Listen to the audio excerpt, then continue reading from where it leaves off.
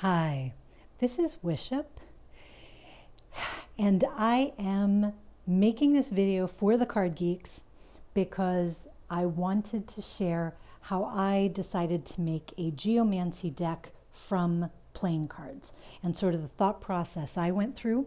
I am working on just straight up geomancy decks that hopefully will be sort of simple for people to use for their own readings. A little bit of a simplified version. Anyway, that's kind of a longer term project. So what I wanted to do was, in order to do a shield spread for the channel, which has 15 cards, or 15 glyphs rather, I needed to be able to have at least 4 copies of each glyph. So the glyphs in geomancy, if you get more than 4 of the same one in a shield spread, the spread is kind of considered invalid and you go back and scrap it. You might keep in mind, of course, what showed up, but you go back. So some of you have maybe seen before that I made these little mock-up cards, which I have used to do head, heart, belly, and feet readings for the channel. Each line in a geomancy glyph is head, heart, belly, and feet. And if you have 4 glyphs together, they influence each other and they create a head, heart, belly, feet reading. So if you do 4 rolls of dice, flips of coins, something with a binary yes, no, that allows you to get evens and odds, something like that, that you can create a yes, no sort of glyph. If you do that 4 times, you get 1 glyph. If you do that 4 times, you get 4 glyphs. So sort of the minimum for a geomancy reading really is like 16 inputs. And that gives you enough different random points that you start to be able to draw a picture with it or chart trends, if that's one way of putting it. So the problem was, because my little mock-up deck, I made them so that the connected things shared a card. See, like Via is like 4 odds and Populus is 4 lines of evens. So these are somewhat related concepts. If you look at Fortuna Minor, you see here's sort of a scepter heading downwards, or like a magic wand facing you. And if you look at Fortuna Major, you see it's like a scepter facing upwards, like a king's staff. So the idea is these glyphs occur in pairs on an axis. Their shapes reflect each other. Here's the head of the dragon and the tail of the dragon. So I just made these little mock-up cards with pictures in the beginning that would help me remember what the glyphs were, and I backed them with a color, like this is in fire, this one's in air, this little pattern is what I used for the sun. Here's this one, this is my little pattern for the moon, here's fire, here's earth. So I made these little mock-up cards, and some of you have seen them, just because I wanted to have something to show that might be a little more illustrative. So Letitia, here's like a bower of flowers, sort of like a rainbow of flowers. And Tristitia, which is, Letitia is the word for joy. These are Latin names. Tristitia is the word for woe or sorrow. So here's this sort of rusty blade after a war. So I was trying to make them echo the shapes of the glyphs. Here's an arch of flowers.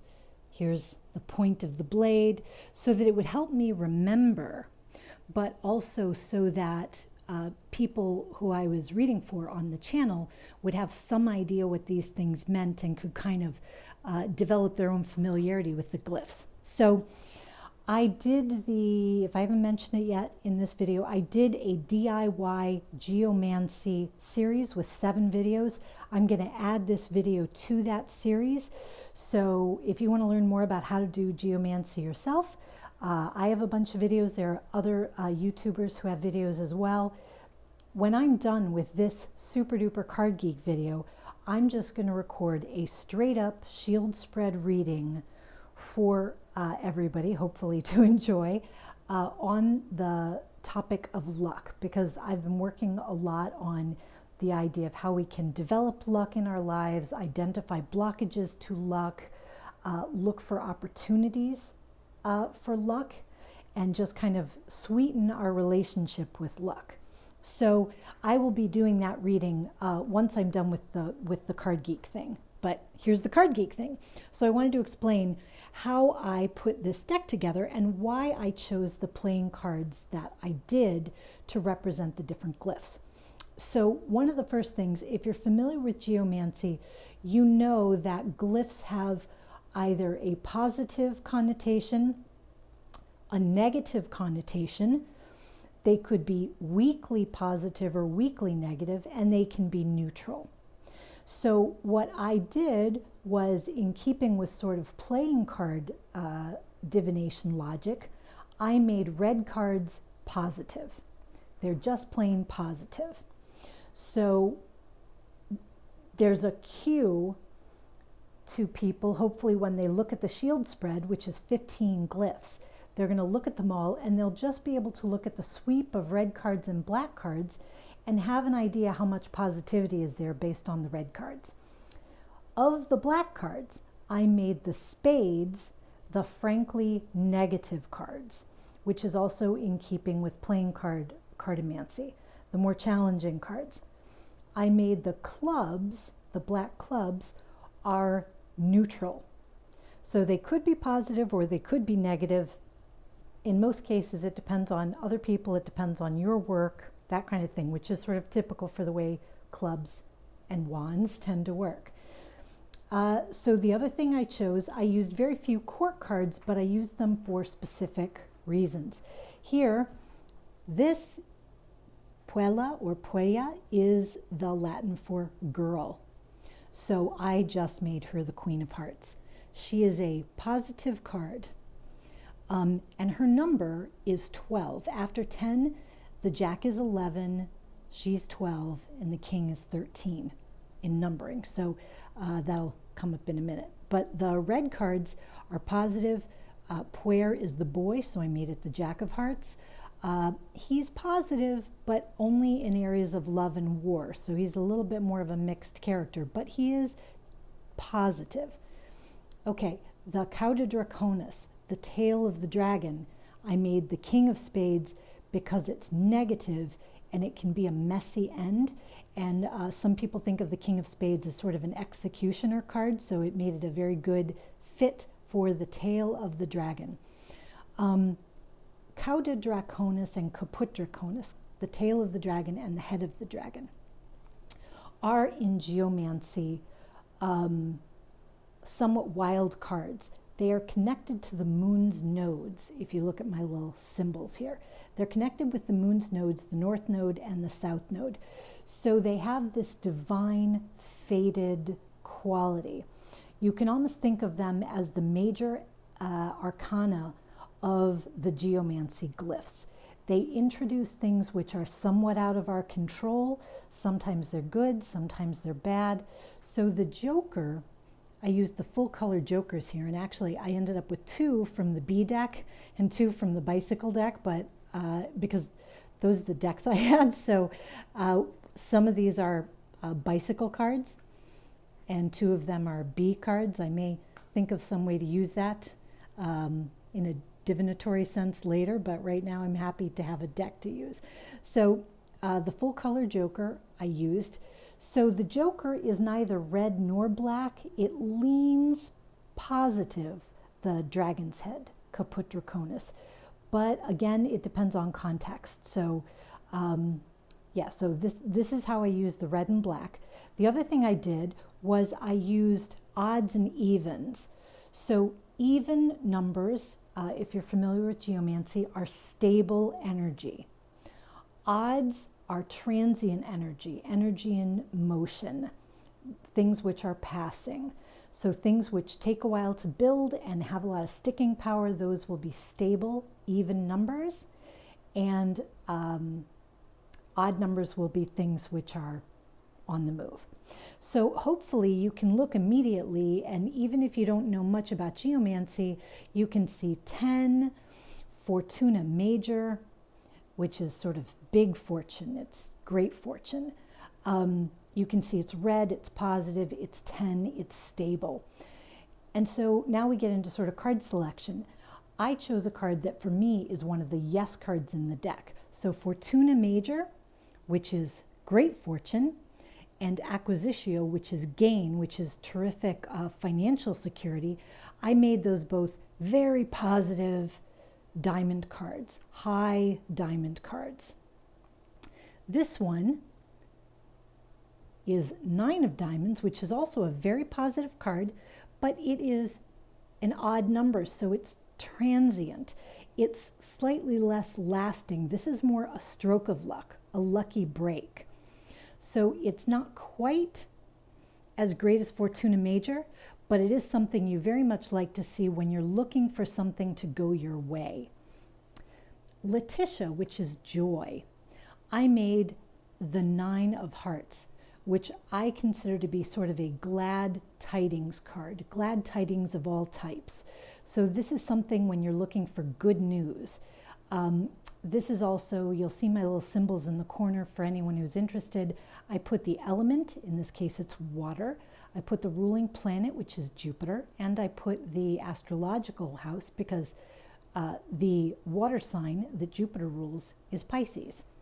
So this is lucky Jupiter in the house of Pisces. So there's universality, agreeableness. It's got all the social qualities that you might think of with something like the 3 of Cups, but also the 10 of Cups. Like it's this warm, wonderful feeling, but you can also think of the 9 of Cups and the Wish card. So hopefully it's transient energy, it's a good tidings, but it's not the thing itself, right? This is not fortune, this is your good news coming in. These are those moments of good feeling. So here's Tristitia. So here's one of the challenging ones. And this is actually probably one of the most challenging ones. This is woe. So this is air ruled by Saturn in Aquarius. So this is another almost a judgment or an execution type card. It stands for woe. The 10 of Spades is frequently seen in playing card divination as a challenging card. Some people see these as little headstones. So this can be a card that really represents a large number of troubles or woe. One thing I want to point out, just because you see a card like this in geomancy, because they're read in combination, it's not always a bad thing. In fact, let me scoot down the row here and show you an example. Here's Carcer, which is stable energy. Unfortunately, it's a spade, so it's challenging and it's stable. This is, Carcer is the Latin word for prison. So this is very much like the coffin card in Lenormand, for example. It's an earth sign, Saturn in earth, so it's Capricorn, but it's limitation. It's things that are built of stone, they've taken a long time, and they hold you tight. So this can be a very difficult card. But if I had this in a reading, and it were modifying Rubeus, which is another challenging card. This can be a card of strife, of vice, of passions out of control. You can see here we've got water ruled by Mars, which is Scorpio, and this is the difficult part of Scorpio. Well, if I've got Carcer applying limitations on this vice, it might be a great thing. Like, wow, things have gotten kind of out of control, but there's going to be restraint. It will be contained. So in this case, 2 negatives can make a positive, if that makes sense. So geomancy, you always want to think about the combinations, and you're always reading left to right. So this card, or this glyph rather, is always affecting the one that comes before it. So we've got head, heart, belly, feet. Okay, what else do I want to say? So I covered the odds and evens. I covered the spades and clubs. So here's a club that is neutral, conjunctio. This can be a card, and you can sort of look at the shape here, right? It looks like a crossroads, or it looks like a coming together of things. And that's exactly what it is. Conjunctio in Latin is union. So this can be two roads coming together and you have to make a choice, or it can be you're bringing two things together and you're going to try to incorporate them. So it's the same idea, but one of them can be an either or and one of them is and. And that will depend on the cards that it's with. You can see it's Earth, ruled by Mercury, so it's Virgo. And Virgo is a card of practicality and approaches and pragmatism and prudence. So you get to this point and you have to make practical decisions. So it's neutral. It just depends on what you're going to do with it. How are you going to make things work together, or how are you going to make choices? So hopefully that's clear enough. Let me see if there's other stuff I want to talk about here. Okay, so here's populace, which is the people. So you've got the 4 rows, which have 2 marks apiece. So I chose the card that's neutral with the most people. This people card just means a group. It just means this gathering. Groups of people can be very positive and do great things together, or they can get into mob situations and do negative things together. Because this is water ruled by the moon and it's Cancer, I made this moon shape, just for my own pleasure, a waxing moon, because populace is about gathering. So we're gathering people together, we're gathering things together, we're assembling. The opposite of populace is via, which is the most mobile of all of the glyphs. It's very mobile. So here, I'll just show you, because I ended up, of course, with the bicycle decks and the bee decks. Here, I made the moon waning, just for my own pleasure, because often in via, you're going it alone. It can signal isolation, making your own way, a sort of do or die quality that, or a lone wolf kind of quality that I thought was well reflected by the Ace of Spades. So let me see, should I bother going through the meanings of all of these quickly? So, okay, I'll do it really fast. Okay, so here's a misio, which is loss, typically. So this is Taurus. It has to do with the second house issues, your property. So the 7, for me, the 7 of Spades makes a lot of sense here, because it is, it can be sort of like the 7 of Swords. It can be a card of theft or loss or strategy or tactics, losing things. I covered Letitia and Tristitia.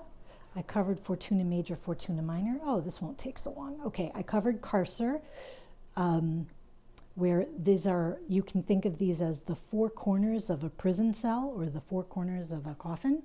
Conjunctio I covered. Oh yeah, I've actually done more than I thought. That's great. Okay, here's Albus. Albus means the white. So even though it's a red card, it's Albus. So this is a card which is air, and Mercury in air is Gemini. So it's a twin card. So I chose 6, not only because 6 goes with the lovers. This is stable energy, so it's an even number. And I also think here with the 6 of Cups, where we have that kinship and that relationship and friends, you know, kindred spirits. So Albus is a glyph, and here you can see the shape of it. It looks sort of like an upturned chalice to me. It's a little bit of a noble card. It can be slow moving and analytical, but it's calm and trustworthy. And that puts it in contrast with the upside down version of the glyph, which is Rubius, which is passionate and bold, which doesn't think first and moves very fast, which is more liable to vice. Albus has a sense of something almost moving slowly in the cold, and Rubius is super hot-blooded. So hopefully that helps. So we covered Puella and Puer. We've covered Via and Populus. Oh, we've covered the Joe. Okay, good. So I've actually sort of explained the logic behind all of these cards. I hope that if you're a card geek and you've wanted to play with geomancy, but the thought of having to draw out these glyphs as you end up doing, and in fact, if you look in my DIY Geomancy series, you'll see several ways that you can draw the glyphs into a zodiac chart, or you can draw them into other traditional charts. And if the thought of doing all that sort of hand drawing was kind of intimidating in terms of being able to develop full spreads, maybe the idea of creating your own deck of cards, giving yourself 4 of each one, and I did end up using mixed decks. They're all standard size, but I had to use 2 Bicycle 2B. But 4 of each one will give you a final deck of 64 cards, and you can then either choose to roll the dice or flip coins to get the first row of mothers, which is what you typically do for a shield spread, or you can basically go into random draws, just like regular cartomancy. Shuffle them up, get them in shape. You don't really read reverses in geomancy, so you can just keep them upright or flip them when you spread them out. But yeah, you can just shuffle them up randomly of the 64 cards and deal yourself out the mother line. I will talk a little more in the spread that I do coming up for luck, which will also be coming up very shortly. Excuse me. That I don't believe in doing all 15 cards randomly, because you're missing some of the important power of geomancy.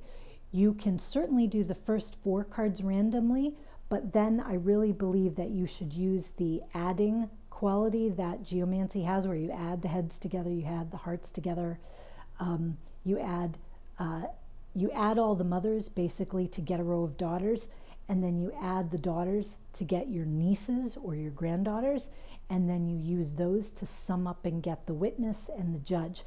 I think if you don't use this additive quality that allows each row to build on the row previously, I think you miss some of the power of geomancy. I think you miss some of the tales it wants to tell you. Because if you just want to put out 15 random cards, there are plenty of systems that work really well with that.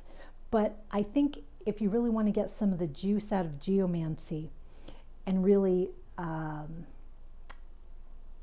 don't know, yeah, I think if you want to really get the juice out of it, I think using the traditional summing method is kind of important, but that's just my opinion, and you should do whatever works for you. So that's it. This one's for the card geeks, definitely. And if you haven't looked at my DIY Geomancy series and you'd like to, you're welcome to go there. You're also welcome to share your comments if you've done anything similar or have thought about doing something similar. Please share them in the comments. I really appreciate your likes and your subscriptions. And yeah, that's it for now. Rock on with your bad selves.